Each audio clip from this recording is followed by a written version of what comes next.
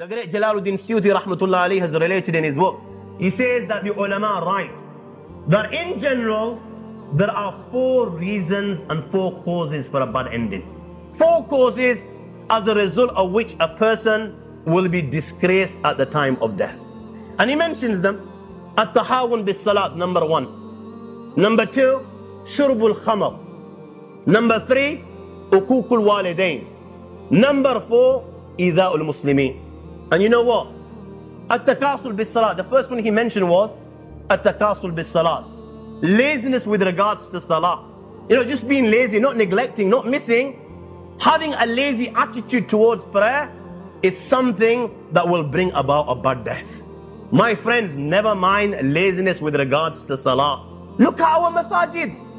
Our masajid are empty and they are crying. Our masajid are beautiful, but they are deprived of the real beauty, and that is obedient servants of Allah, prostrating before the Lord of the Arsh and Kursi 5 times a day. Whenever Nabi Kareem Sallallahu Alaihi Wasallam was asked the question, O Messenger of Allah, tell me, which is the deed that Allah subhanahu wa ta'ala loves most of all? The answer would be, my young friends, as-salatu ala waqtiha, to read salah in its correct time. This is the deed that Allah subhanahu wa ta'ala loves most of all. We've got time for everything. We've got time for our friends. We've got time for football. We've got time to socialize. We've got time to holiday. We've got time to enjoy ourselves. But you know, 5 minutes for one namaz, come to offer our farz, this is where we cannot find time. Never mind laziness with regards to salah. The next thing he mentioned, shurbul khamar, taking intoxicants. You know, we may not take intoxicants in the sense that even today, by the grace of Allah, which is a positive and good thing, that many of us will not touch alcohol. We won't touch a glass of whiskey. Why? Because you know, right from childhood, this has been instilled in our heart. Don't go even near. So we won't touch a bottle of brandy and things. Well, tell me, my young friends, who from amongst the youth today doesn't take a spliff? Who from the youth doesn't take a spliff? But it's spliff, my young friend. You will find people with beards who read in the front sub, but in their gatherings they'll be taking spliff, and they don't even consider this haram. They don't even consider the haram. What's the difference between two? This is khamar, this is khamar, this is haram, this is haram, this is cursed, this is cursed. Uququl walidain, disrespecting mother and father. Today all mothers and fathers are crying that they don't even have control over children as young as 5. You know, as young as 5, they will turn around and look up at their mothers and fathers and say, hey, who are you to tell me to do this? Who are you? They will answer back. The hadith which Hafiz al-Munziri has related in Targhib wa Tarhib on the authority of Awan ibn Hawsham comes to mind.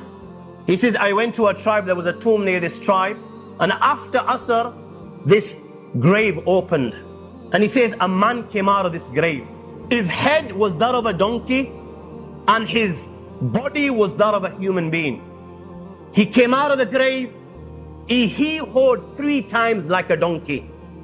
3 times he hee-hawed like a donkey, and after this he went back inside the grave, and the grave closed.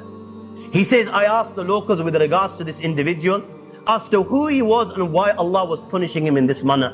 So he says that the locals informed me that this young individual, he would take alcohol, he would drink, he had the habit of drinking. And when he would drink too much and he would return home in the evening to his mother, just as our mothers do, you know, when we're out and having a good night out, haven't told our mothers are sleepless, they're not even sleeping, they're waiting us for inside their homes, you know, fearing with regards to our well-being. Are we okay? Where are we? They're waiting there. My friends, his mother would do the same. When he would return to save him from Jahannam and the fire of hell and the punishment of the Akhirah, she would give her son nasiha, and she would say to her son, oh my son, ittaqullah, fear Allah subhanahu wa ta'ala, stay well away from this thing. Al-khamru jumma al-ithm, this is the mother of all evils. Ummul khabayth, oh my son, rizsu min amali shaitan, is a filthy thing, is from the handicraft and works of the shaitan. فَاجْتَنِبُوا لَعَلَّكُمْ تُفْلِحُونَ. Oh my son, if you want success, if you want to go to paradise, then don't even go near this. Oh my son, do you not realize this, the shaitan through this, يُرِيدُ أَن يُصَدَّكُمْ مِنْ ذِكْرِ اللَّهِ وَعَنِ الصَّلَاةِ, that the shaitan through this wants to stop you from the dhikr of Allah and wants to stop you from prayer. When she would give her son to see it in this manner, you know what he would do? Oh mom, stop hee-hawing like a donkey. He would say, So his mom stopped hee-hawing like a donkey. You know what? The exact same thing happens today. The exact same thing happens today. What do their sons turn around to their mother and father and say? Oh mother, get off my butt. You're always breathing down upon me. You don't give me, you don't give me a chance to breathe. You're always coming on top of me. Give me chance to breathe. Give me my own space. Give me my freedom. Stay out of my life. This is what the youngsters utter today. My friends, there is no difference between this and what that individual uttered at that time. Remember, after Asr, that young individual died. And after Asr, Allah subhanahu wa ta'ala punished him in such a manner that his head is turned into a donkey. He is the one that comes out of the grave and he holds like a donkey. This hadith was related in front of a masters of a hadith. Not one single master rejected or questioned it. The last thing is Ida'ul Muslimin, troubling the believers in whichever form it may be. Whether it's swearing at someone, whether it's bullying someone, whether it's you've taken qarz of someone, you've borrowed some money from someone, you were given a particular date to pay back, but you have the means, but you're not paying back. Irrespective of how you trouble a believer, whether it's through slandering, backbiting, whatever it may be, my young friends, this is a cause for a bad death. We need to refrain from these 4 sins which the ulama, in general as believers, we need to refrain from all sins. But especially these 4, which Jalaluddin Suyuti rahmatullah alayhi has mentioned, are in general a cause of a bad death.